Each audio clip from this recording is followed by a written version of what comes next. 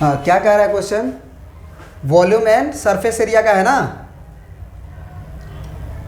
क्या कह रहा है कि the length of cone is 30 centimetre, the length of cone is 30 centimetre. तो एक कोन बनाते हैं, कोन का लेंथ का मतलब क्या होता है? उसका हाइट। तो ये मान लीजिए आपका कोन है, इसका लेंथ अगर हमको दिया है, मतलब हाइट दिया हुआ है कितना? 30 सेंटीमीटर, इस कोन का हाइट। फिर क्या कह रहा है कि a small cone is cut off at the top of by a plane parallel to the base. अगर आप आइसक्रीम देख रहे हो तो आइसक्रीम को जब उल्टा करोगे तो आइसक्रीम गिर सकता है नीचे। तो वो आइसक्रीम मान लो गिरा नहीं है, आप ऐसे ही समझो कि एक कोन है, आप हाथ में लिए हो, उल्टा किए हो, तो बेस के पैरेलल काटोगे अगर, तो तुम कोन को इमेजिन करो दिमाग में कि जब हम कोन को काटेंगे तो वो भी एक सर्कल ही ना दिखाई देगा। अगर हम एक पैरेलली काटे, इसके बेस के पैरेलली हम कोन काटे, तो वो भी हमको क्या दिखाई देगा? कोन दिखाई देगा। तो उसको अगर हम अलग करके यहाँ लिख दें, यहाँ बना दें ऐसे, तो ये हो गया मान लो कोन, है ना, क्योंकि बेस के पैरेलल काटना है, एक प्लेन से काटना है और बेस के पैरेलल काटना है, तिरछा नहीं काटना है। कह रहा है कि इफ इट्स वॉल्यूम, मतलब ये जो काटा गया है उसका वॉल्यूम मान लो V1 है, तो V1 के बारे में बात हो रही है कि V1 जो है वो 1/27 of volume of the given cone. मतलब अगर इस पूरे का वॉल्यूम V माना जाए तो V1 क्या है? 1/27 ऑफ V है। सही है ना? तो कह रहा है कि एट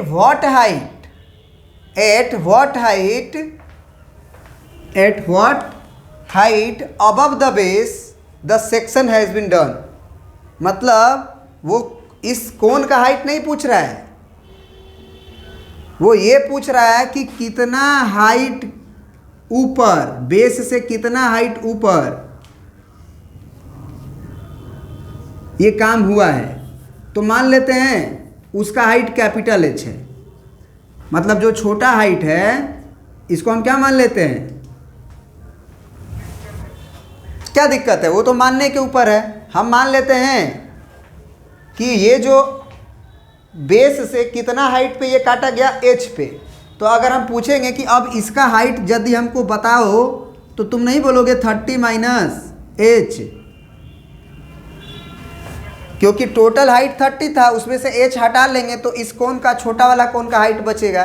तो छोटा वाला कोन का हाइट मान लो अगर H डैश है, तो H डैश का वैल्यू 30 - H होगा। समझ रहे हो ना बात को? हाँ, ये समझने वाली बात है।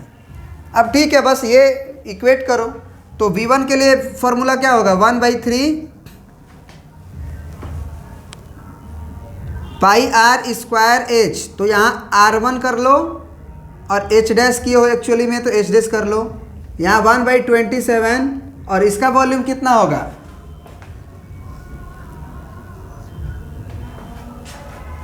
1/3 और पाई r स्क्वायर H। तो यहाँ वाला H तो भैया वो H ही है, लेकिन R2 होगा। मानते हो कि नहीं मानते हो? ये रेडियस R2 होगा और ये रेडियस R1 होगा। क्या हमको ये R1 और R2 का वैल्यू दिया है क्या? नहीं ना दिया है। तो इसी में अब ज्योमेट्री लगेगा तुम्हारा। पहले तो काट, जो काट रहा है वो काटो। 1/3 कटेगा, पाई कटेगा, काटो और सब रखो। R1 नहीं मालूम है, रहने देंगे। R1 स्क्वायर है ना, R1 स्क्वायर, ऊपर वाला रेडियस को R1 माने हैं। H डैश का वैल्यू कितना है? 30 - H, रहने देंगे। 30 - कैपिटल H ना जी, तो 30 - कैपिटल H और बराबर 1/27 और R2 स्क्वायर नहीं मालूम है, और ये तो मालूम है ना 30। बोलो, चलो बढ़िया है। अब एक बात बताओ हमें, बहुत आसानी से क्वेश्चन बना सकते हो। एक ज्योमेट्री लगेगा तुम्हारा, और वो ज्योमेट्री हमेशा कोन में याद रखना। इसी से फ्रस्टम का क्वेश्चन बनता है क्लास 10th में। है ना। वो ज्योमेट्री क्या है कि थोड़ा सा यहाँ पे देखो, यहाँ से आप क्या कर लो, पूरा मिला दो नीचे तक, यहाँ पे एक राइट एंगल बनेगा, फिर यहाँ भी एक राइट एंगल बनेगा। तो इसको मान लो ए, इसको मान लो बी, इसको मान लो सी, इसको मान लो डी और इसको मान लो ई।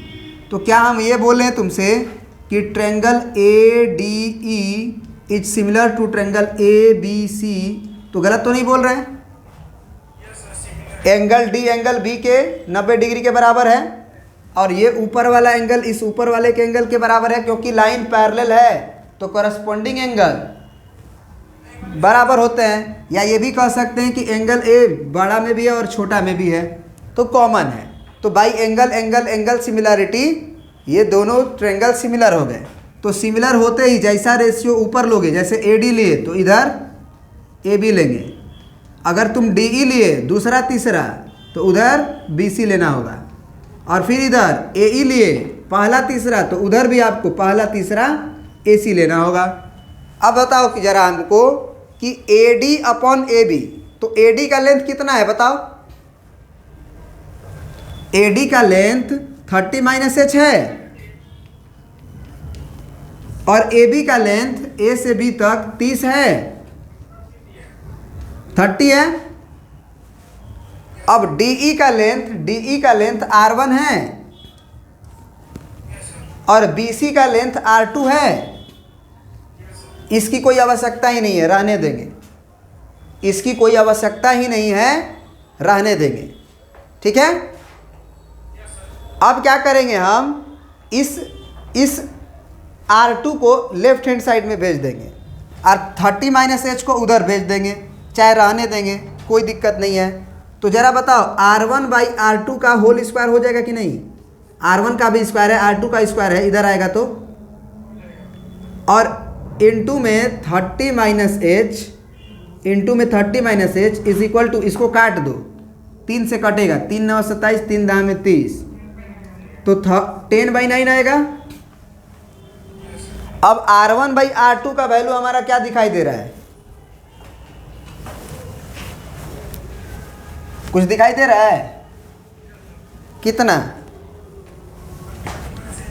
तो 30 माइनस एच डिवाइडेड बाई 30 का whole square into 30 minus H और बराबर 10 बाई 9। आया यहाँ तक बात समझ में आया? अब इक्वेशन में केवल एच अननोन दिख रहा है कि नहीं? तो 30 माइनस एच का होल क्यूब बराबर इसका होल स्क्वायर नीचे से कितना आएगा? 900 आएगा, बोलो। अब इस 900 को उधर भेज दें तो 30 माइनस एच का होल क्यूब 10 इंटू 900 अपॉन 9, तो 9 से ये कट जाएगा 100 बार में, 9 1 जा 9 कटेगा, तो 30 माइनस एच का क्यूब रूट हो जाएगा ना ये 1000 का, तो 10 बाहर हो जाएगा। तो अब जरा बताओ क्या आया हुआ है रिजल्ट? 30 माइनस एच बराबर 10, तो एच को उधर भेज दो, 10 को इधर लेके आ जाओ, तो एच बराबर 20। तो हम वही माने ही थे, नीचे से कितना हाइट पे क्रॉस सेक्शन हुआ था वही माने थे, क्योंकि वही निकालना था हमें, तो यही मेरा आंसर हो जाएगा, है ना, कि कितने हाइट पे क्रॉस सेक्शन काटा गया था? 20 सेंटीमीटर हाइट पे काटा गया था बेस से। कोई दिक्कत? चलो नेक्स्ट क्वेश्चन, है ना। इसको प्रिंट करने का मतलब है कि आप क्या करो, केवल इंपॉर्टेंट बातें प्रिंट करो, है ना, क्योंकि इसमें R1 और R2 जो क्रॉस सेक्शन काटा गया उसमें लेंथ मालूम नहीं किया जा सकता है, लेकिन सिमिलैरिटी यूज करके उसका रेशियो गिवन रेशियो के अकॉर्डिंग निकाला जा सकता है। जैसे कि रेडियस का रेशियो हाइट के भी रेशियो के बराबर है, और हाइट को निकालना था, कन्वर्ट हो गया हाइट में रेशियो रेडियस वाला, तो पूरी तरह से एच में आ गया आंसर, ठीक है। चलिए ठीक है, आगे पूछिए जल्दी।